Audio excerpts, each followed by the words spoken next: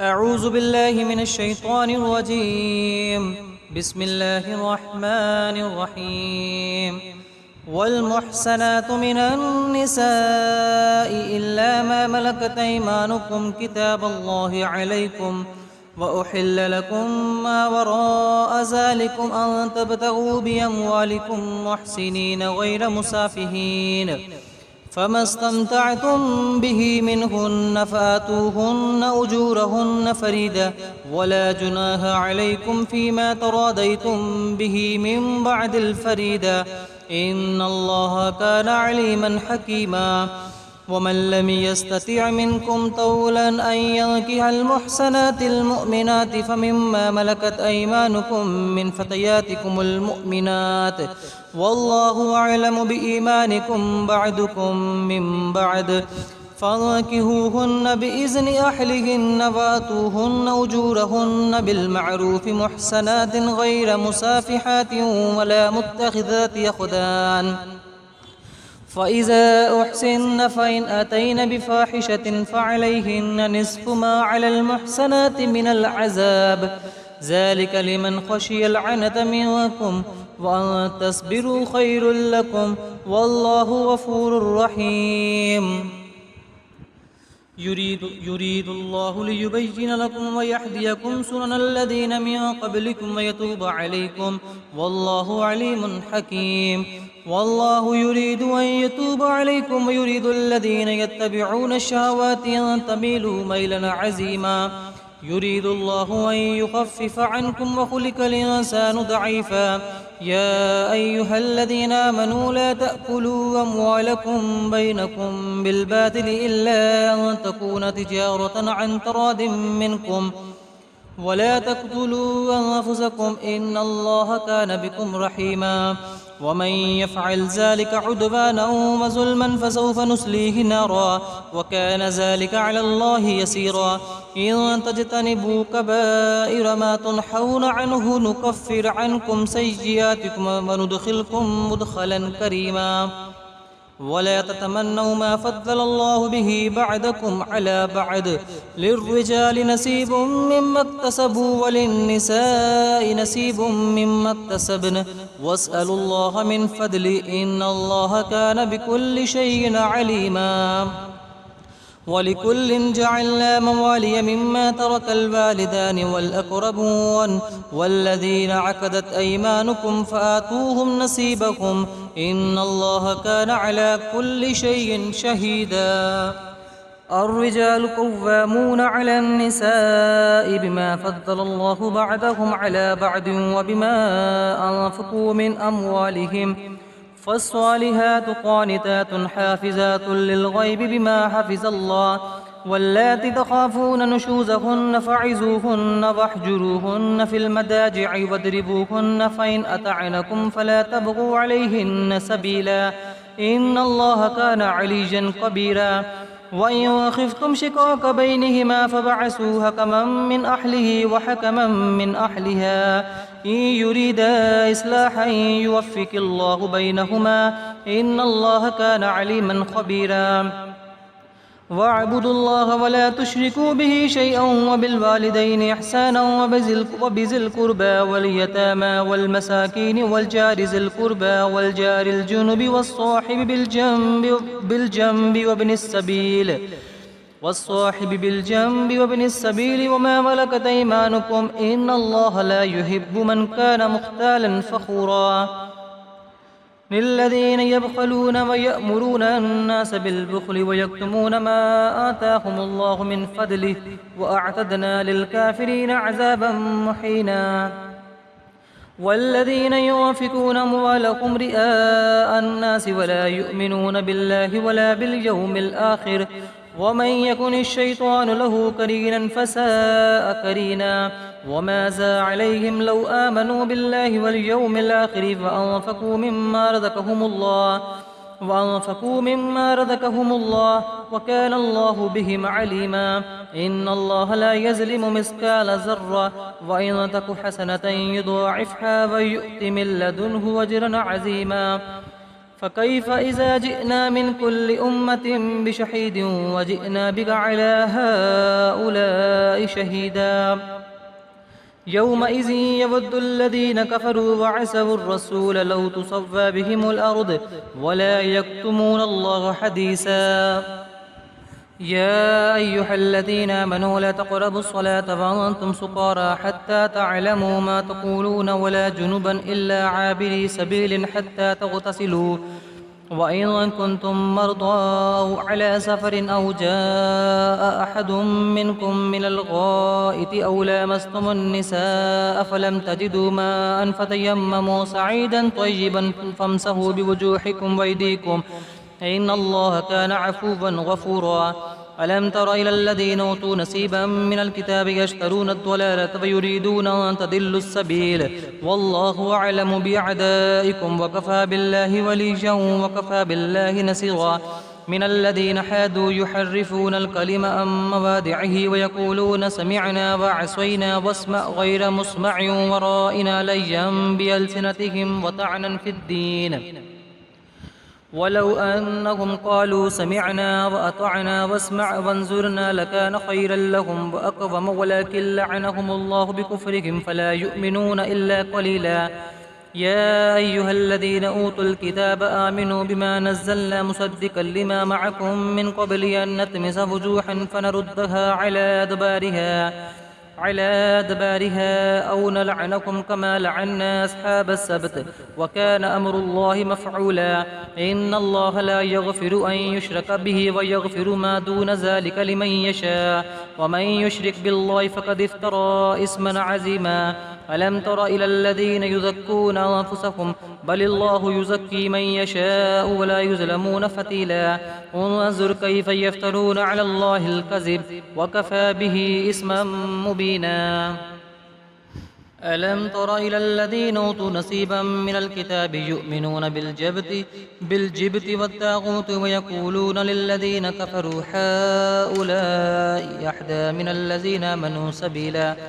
أولئك الذين لعنهم الله ومن يلعن الله فلن تجد له نصيرا أم لهم نصيب من الملك فإذا لا يؤتون الناس نكيرا أم يحسدون الناس على ما آتاهم الله من فضل فقد آتينا آل إبراهيم الكتاب والحكمة وآتيناهم ملكا عظيما فمنهم من آمن به ومنهم من صد عنه وكفى بجهنم سعيرا إن الذين كفروا بآياتنا سوف نصليهم نارا كلما نضجت جلودهم بدلناهم جلودا غيرها ليذوقوا العذاب إن الله كان عزيزا حكيما والذين آمنوا وعملوا الصالحات سندخلكم جنات تجري من تحتها الأنهار خالدين فيها أبدا لهم فيها أزواج مطهرة وندخلهم ظلا ذليلا إن الله يأمركم أن تؤدوا الأمانات إلى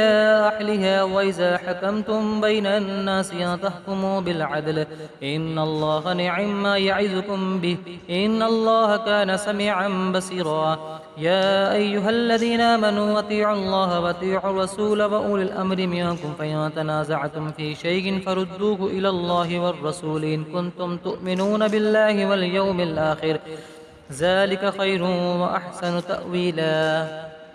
ألم تر إلى الذين يزعمون أنهم آمنوا بما أنزل إليك وما أنزل من قبلك يريدون أن يتحاكموا إلى الطاغوت وقد أمروا أن يكفروا به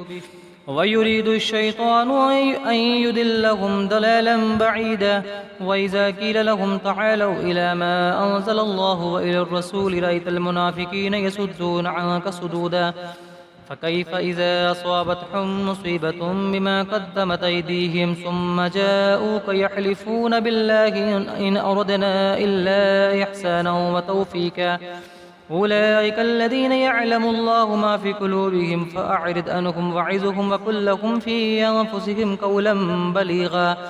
وما أرسلنا من رسول إلا ليطاع بإذن الله ولو أنهم إذ ظلموا أنفسهم جاءوك فاستغفروا الله واستغفر لهم الرسول لوجدوا الله توابا رحيما فلا وربك لا يؤمنون حتى يحكموك فيما شجر بينهم ثم لا يجدوا في أنفسهم حرجا مما قضيت ويسلموا تسليما ولو أنا كتبنا عليهم أن اقتلوا أنفسكم أو اخرجوا من دياركم ما فعلوه إلا قليل منهم ولو أنهم فعلوا ما يوعظون به لكان خيرا لهم وأشد تثبيتا وإذا لآتيناهم من لدنا أجرا عظيما ولهديناهم صراطا مستقيما ومن يطع الله والرسول فأولئك مع الذين أنعم الله عليهم من النبيين والصديقين والشهداء والصالحين وحسن أولئك رفيقا ذلك الفضل من الله وكفى بالله عليما يا أيها الذين آمنوا خذوا حذركم فانفروا ثبات أو انفروا جميعا وإن منكم لمن ليبطئن فإن أصابتكم مصيبة قال قد أنعم الله علي إذ لم أكن معهم شهيدا ولئن أصابكم فضل من الله ليقولن كأن لم تكن بينكم وبينه مودة يا ليتني كنت معهم فأفوز فوزا عظيما فليقاتل في سبيل الله الذين يشرون الحياة الدنيا بالآخرة ومن يقاتل في سبيل الله فيقتل أو يغلب فسوف نؤتيه أجرا عظيما وما لكم لا تقاتلون في سبيل الله والمستضعفين من الرجال والنساء والبلدان الذين يقولون ربنا أخرجنا من هذه القرية الظالم أهلها واجعل لنا من لدنك وليا واجعل لنا من لدنك نصيرا الذين آمنوا يقاتلون في سبيل الله والذين كفروا يقاتلون في سبيل الطاغوت فقاتلوا أولياء الشيطان إن كيد الشيطان كان ضعيفا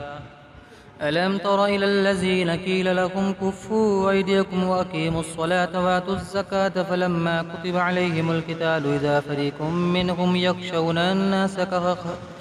يخشون الناس كخشية الله أو أشد خشية وقالوا ربنا لم كتبت علينا القتال لولا أخرتنا إلى أجل قريب قل متاع الدنيا قليل والآخرة خير لمن اتقى ولا تظلمون فتيلا أينما تكونوا يدركم الموت ولو كنتم في بروج مشيدة وإن تصبهم حسنة يقول هذه من عند الله وإن تصبكم سيئة يقولوا هذه من عندك قل كل من عند الله فما لهؤلاء القوم لا يكادون يفقهون حديثا ما أصابك من حسنة فمن الله وما أصابك من سيئة فمن نفسك وأرسلناك للناس رسولا وكفى بالله شهيدا من يطع الرسول فقد أطاع الله ومن تولى فما أرسلناك عليهم حفيظا ويقولون طاعة فإذا برزوا من عندك بيت طائفة منهم غير الذي تقول والله يكتب ما يبيتون فأعرض عنهم وتوكل على الله وكفى بالله وكيلا أفلا يتدبرون القرآن ولو كان من عند غير الله لوجدوا فيه اختلافا كثيرا وإذا جاءهم أمر من الأمن أو الخوف أذاعوا به ولو ردوه إلى الرسول وإلى أولي الأمر منهم لعلمه الذين يستنبتونه منهم ولولا فضل الله عليكم ورحمته لاتبعتم الشيطان إلا قليلا فقاتل في سبيل الله لا تكلف إلا نفسك وحرض المؤمنين عسى الله أن يكف بأس الذين كفروا والله أشد بأسا وأشد تنكيلا من يشفع شفاعة حسنة يكن له نصيب منها ومن يشفع شفاعة سيئة يكن له كفل منها وكان الله على كل شيء مقيتا وإذا حييتم بتحية فحيوا بأحسن منها أو ردوها إن الله كان على كل شيء حسيبا الله لا إله إلا هو ليجمعنكم إلى يوم القيامة لا ريب فيه ومن أصدق من الله حديثا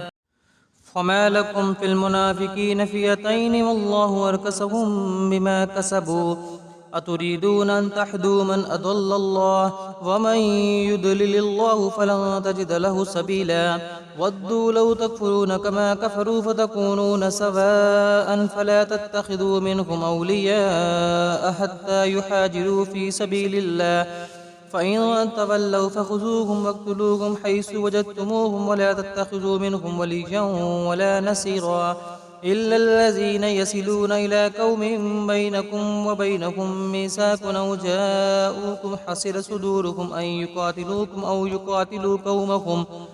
ولو شاء الله لسلطهم عليكم فلقاتلوكم فإن اعتزلوكم فلم يقاتلوكم وألقوا إليكم السلام فما جعل الله لكم عليهم سبيلا ستجدون آخرين يريدون أن يأمنوكم ويأمنوا قومهم كلما ردوا إلى الفتنة أركسوا فيها فإن لم يعتزلوكم ويلقوا إليكم السلام ويكفوا أيديهم فخذوهم واقتلوهم حيث ثقفتموهم وأولئكم جعلنا لكم عليهم سلطانا مبينا وما كان لمؤمن أن يقتل مؤمنا إلا خطأ ومن قتل مؤمنا خطأ فتحرير رقبة مؤمنة ودية مسلمة إلى أهله إلا أن يصدقوا فإن كان من قوم عدو لكم وهو مؤمن فتحرير رقبة مؤمنة وإن كان من قوم بينكم وبينهم ميثاق فدية مسلمة إلى أهله وتحرير رقبة مؤمنة فمن لم يجد فصيام شهرين متتابعين توبة من الله وكان الله عليما حكيما ومن يقتل مؤمنا متعمدا فجزاؤه جهنم خالدا فيها وغضب الله عليه ولعنه وأعد له عذابا عظيما يا أيها الذين آمنوا إذا ضربتم في سبيل الله فتبينوا ولا تقولوا لمن ألقى إليكم السلام لست مؤمنا تبتغون عرض الحياة الدنيا فعند الله مغانم كثيرة كذلك كنتم من قبل فمن الله عليكم فتبينوا إن الله كان بما تعملون خبيرا لا يستوي القاعدون من المؤمنين غير أولي الضرر والمجاهدون في سبيل الله بأموالهم وأنفسهم فضل الله المجاهدين بأموالهم وأنفسهم على القاعدين درجة وكلا وعد الله الحسنى وفضل الله المجاهدين على القاعدين أجرا عظيما درجات منه ومغفرة ورحمة وكان الله غفورا رحيما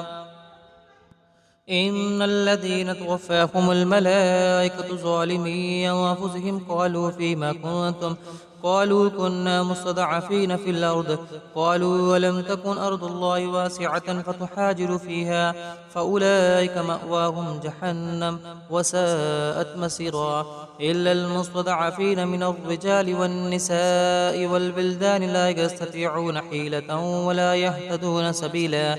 فأولئك عسى الله أن يعفو عنهم وكان الله عفوا غفورا ومن يحاجر في سبيل الله يجد في الأرض مراغما كثيرا وسعة ومن يخرج من بيته محاجرا إلى الله ورسوله ثم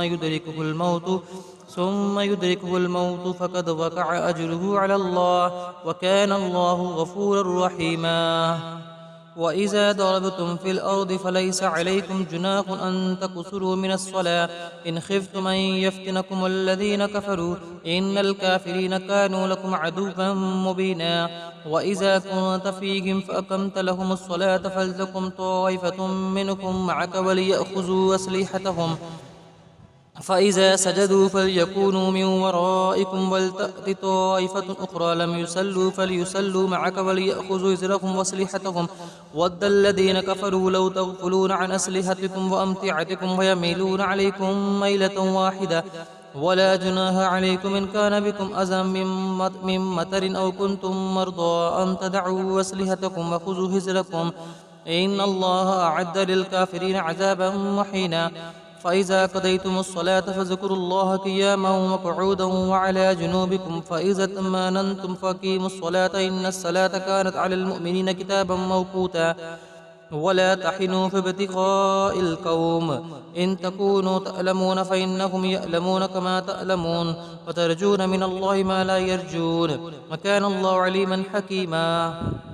إنا أنزلنا إليك الكتاب بالحق لتحكم بين الناس بما أراك الله ولا تكن للخائنين خصيما واستغفر الله إن الله كان غفورا رحيما ولا تجادل عن الذين يختانون أنفسهم إن الله لا يحب من كان خوانا أثيما يستخفون من الناس ولا يستخفون من الله وهو معهم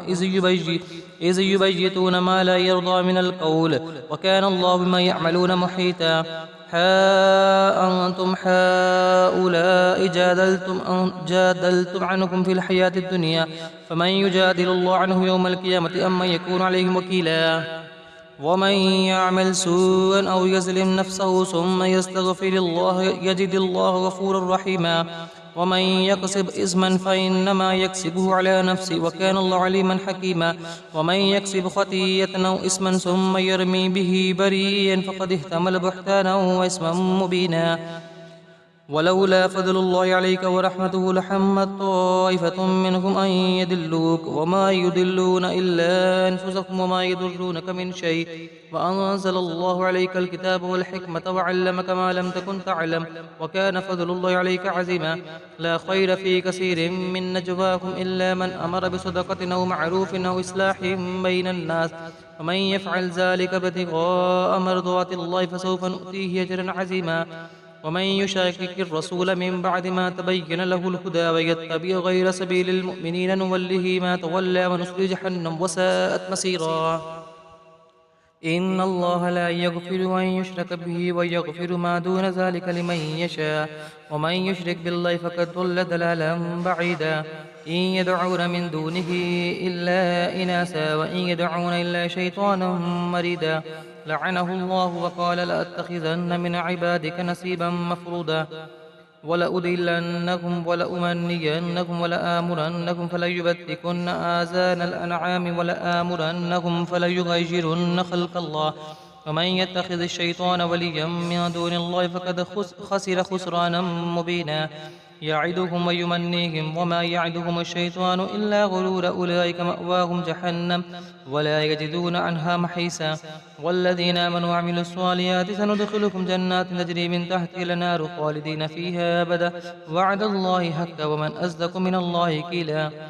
ليس بأمانيكم ولا أماني أهل الكتاب ومن يعمل سوءا يجز به ولا يجد له من دون الله وليا ولا نصيرا ومن يعمل من الصالحات من ذكر أو أنثى وهو مؤمن فأولئك يدخلون الجنة ولا يظلمون نكيرا ومن أحسن دينا ممن أسلم وجهه لله وهو محسن واتبع ملة إبراهيم حنيفا واتخذ الله إبراهيم خليلا ولله ما في السماوات وما في الأرض وكان الله بكل شيء محيطا ويستفتونك في النساء قل الله يفتيكم فيهن وما يتلى عليكم في الكتاب في يتامى النساء اللاتي لا تؤتونهن ما كتب لهن وترغبون أن تنكحوهن والمستضعفين من البلدان وأن تقوموا لليتامى بالقسط وما تفعلوا من خير فإن الله كان به عليما وإن امرأة خافت من بعلها نشوزا أو إعراضا فلا جناح عليهما أن يصلحا بينهما صلحا والصلح خير وأهدرت الأنفس الشح وإن تحسنوا وتتقوا فإن الله كان بما تعملون خبيرا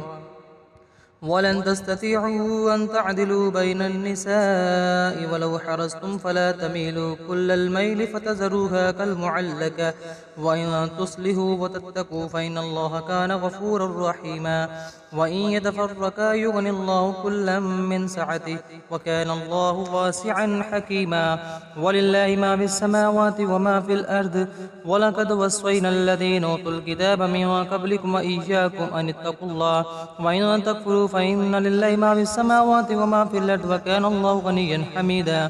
ولله ما في السماوات وما في الأرض وكفى بالله وكيلا إن يشاء يذهبكم أيها الناس ويأتي بآخرين وكان الله على ذلك قديرا من كان يريد ثواب الدنيا فعند الله ثواب الدنيا والآخرة وكان الله سميعا بصيرا يا أيها الذين آمنوا كونوا قوامين بالقسط شهداء لله ولو على أنفسكم وبالوالدين والأقربين إن يكن غنيا أو فقيرا فالله أولى بهما فلا تتبعوا الهوى أن تعدلوا وإن تلووا أو تعرضوا فإن الله كان بما تعملون خبيرا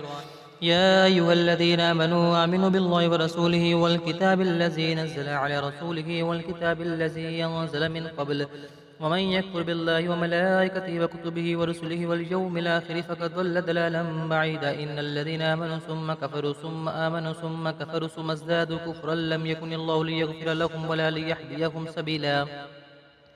بشر المنافقين بأن لهم عذابا أليما الذين يتخذون الكافرين أولياء من دون المؤمنين ويبتغون عندهم العزة فإن العزة لله جميعا وقد نزل عليكم في الكتاب أن إذا سمعتم آيات الله يكفر بها ويستهزأ بها فلا تقعدوا معهم حتى يخوضوا في حديث غيره إنكم إذا مثلهم إن الله جامع المنافقين والكافرين في جهنم جميعا الذين يتربصون بكم فإن كان لكم فتح من الله قالوا ولم نكن معكم وإن كان للكافرين نصيب قالوا ألم نستحوذ عليكم ونمنعكم من المؤمنين فالله يحكم بينكم يوم القيامة ولن يجعل الله للكافرين على المؤمنين سبيلا إن المنافقين يخادعون الله وهو خادعهم وإذا قاموا إلى الصلاة قاموا كسالى يراءون الناس ولا يذكرون الله إلا قليلا مذبذبين بين ذلك لا إله هؤلاء ولا